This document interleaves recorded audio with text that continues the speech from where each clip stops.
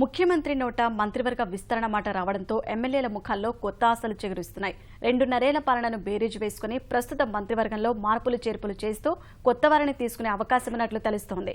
ఈ పరిస్థితుల్లో సీనియర్లు, జూనియర్లు సామాజిక ప్రాంత సమీకరణాలతో ఎవరి లెక్కల్లో వారు మునిగి తేలుతున్నారు. పార్టీ జాతీయ ప్రధాన కార్యదర్శి నారా లోకేష్ ను మంత్రివర్గంలోకి తీసుకోవాలనే డిమాండ్ చాలా రోజుల నుంచి ఉన్నందున ఆ దిశగా ముఖ్యమంత్రి ఎలాంటి నిర్ణయం తీసుకుంటారనే చర్చ పార్టీ వర్గాల్లో ఉంది.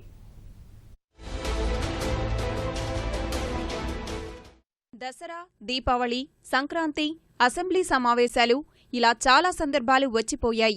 రాష్ట్రంలో తెలుగుదేశం అధికారం చేపట్టి 2.5 ఏళ్లు గడిచినా మంత్రివర్గ విస్తరణ మాత్రం జరగలేదు. అయితే బుధవారం విజయవాడలో జరిగిన పార్టీ అంతర్గత సమావేశంలో ముఖ్యమంత్రి చంద్రబాబు స్వయంగా మంత్రివర్గ విస్తరణ ప్రస్తావన తేవడంతో తెలుగుదేశం పార్టీలో మళ్లీ చర్చ మొదలైంది. ఇప్పటికే దీనిపై చంద్రబాబు ప్రాథమిక కసరత్తు ప్రారంభించినట్లు తెలుస్తోంది.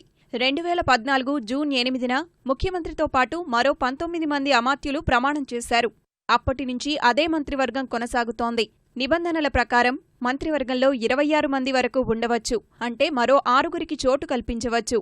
పార్టీలోని సమర్థులకు, వైకాపా నుంచి వచ్చిన కొందరికి విస్తరణలో చోటు దక్కవచ్చనే ప్రచారం జరుగుతోంది.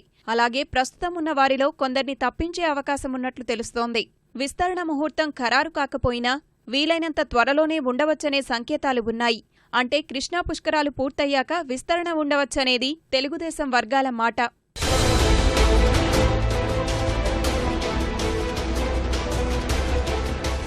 కుల, మత, ప్రాంత సమీకరణాలకు అనుగుణంగానే మంత్రివర్గ కూర్పు ఉంటుందని సమాచారం. పార్టీ రాష్ట్ర అధ్యక్షుడు కళా వెంకట్రావుని మంత్రివర్గంలోకి తీసుకోవచ్చని తెలుస్తోంది. కళాను తీసుకుంటే మృణాలిని పదవి కోల్పోవచ్చు.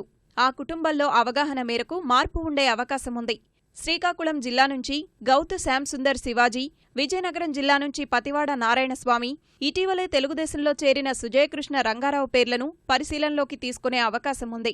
విశాఖ నుంచి బండారు సత్యనారాయణమూర్తి, తూర్పుగోదావరి జిల్లా నుంచి గోరంట్ల బుచ్చయ్య చౌదరి, గొల్లపల్లి సూర్యారావు, తోట త్రిమూర్తులు, వైకాపా నుంచి వచ్చిన జ్యోతుల నెహ్రూ రేసులో ఉన్నారు. గుంటూరు జిల్లా నుంచి ధూళిపాళ్ల నరేంద్ర కేబినెట్ బెర్త్ కోసం గట్టిగా ప్రయత్నిస్తున్నారు. ప్రతిపక్షంలో ఉన్నప్పుడు చేసిన పోరాటం, ఎమ్మెల్యేగా ఉన్న అనుభవం ఆయనకు కలిసొచ్చే అవకాశముంది. అదే జిల్లా నుంచి గురజాల ఎమ్మెల్యే ఎరపతినేని శ్రీనివాస్, పెదకూరపాడు ఎమ్మెల్యే కొమ్మలపాటి శ్రీధర్ కూడా ఆశావహుల్లో ఉన్నారు. పనితీరు దృష్ట్యా గుంటూరు జిల్లా నుంచి ప్రస్తుతం మంత్రివర్గంలో ఉన్నవారిని మారుస్తామనే ప్రచారం పార్టీ వర్గాల్లో ఉంది. ప్రకాశం నుంచి జిల్లా పార్టీ అధ్యక్షుడు దామచర్ల జనార్దన్ మంత్రి పదవి ఆశిస్తున్నారు. నెల్లూరు జిల్లా నుంచి సోమిరెడ్డి చంద్రమోహన్ రెడ్డి, చిత్తూరు జిల్లా నుంచి గాలి ముద్దుకృష్ణమనాయుడు, అనంతపురం నుంచి పయ్యావుల కేశవ్ ప్రస్తుతం ఎమ్మెల్సీలుగా ఉన్నారు. ప్రతిపక్షంలో ఉన్నప్పుడు అధికార పక్షంపై గట్టిగా గళం వినిపించడం, ఇప్పుడు అసెంబ్లీలో మాట్లాడేందుకు ఇలాంటి నాయకుల అవసరమనే అభిప్రాయం పార్టీ వర్గాల్లో వినిపిస్తోంది. కర్నూలు జిల్లా నుంచి ఇటీవలే పార్టీలో చేరిన భూమా కుటుంబంలో ఒకరికి మంత్రి పదవి దక్కొచ్చని ఊహాగానాలు సాగుతున్నాయి.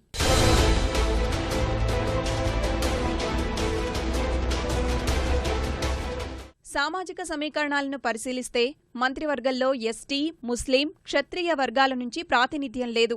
ముస్లింల నుంచి చూస్తే ఎమ్మెల్సీ షరీఫ్ రేసులో ముందున్నారు. ఇటీవలే వైకాపా నుంచి చేరిన కదిరి ఎమ్మెల్యే చాంద్ బాషా, విజయవాడ పశ్చిమ ఎమ్మెల్యే జలీల్ ఖాన్ కూడా అవకాశం కోసం చూస్తున్నారు. ఎప్పటినుంచో పార్టీలో ఉన్న షరీఫ్కు పదవి ఇవ్వాలనే అభిప్రాయం ఉండగా, మైనార్టీల నుంచి రాయలసీమ వారికి అవకాశమిస్తే మంచిదనే వాదన ఉంది. క్షత్రియుల నుంచి పిఠాపురం ఎమ్మెల్యే వర్మ, ఉండి ఎమ్మెల్యే శివరామరాజు తమ వంతు ప్రయత్నాలు చేస్తున్నారు. ఎస్టీ వర్గం నుంచి పోలవరం ఎమ్మెల్యే ముడియం శ్రీనివాస్, ఎమ్మెల్యే గుమ్మడి సంధ్యారాణి మాత్రమే చట్టసభ సభ్యులుగా ఉన్నారు. వారిలో ఎవరికి అవకాశం వస్తుందో అసలు లేదా అనేది తెలియాల్సి ఉంది. రాయలసీమ నుంచి బీసీ నేతలైన పెనుకొండ ఎమ్మెల్యే పార్థసారథి, తంబళ్లపల్లి శంకర్ యాదవ్ మంత్రి పదవి కోసం తీవ్రంగా ప్రయత్నిస్తున్నారు. ఇక ముఖ్యమంత్రి తనయుడు, పార్టీ జాతీయ ప్రధాన కార్యదర్శి నారా లోకేష్ ను మంత్రివర్గంలోకి తీసుకోవాలనే డిమాండ్ చాలా రోజుల నుంచి తెలుగుదేశంలో ఉంది. లోకేష్ కోసం సీటు త్యాగం చేసేందుకు గతంలో కొందరు నేతలు ముందుకొచ్చారు. మొత్తం మీద మంత్రివర్గంలో వడపోతలు తప్పవని తెలుస్తోంది.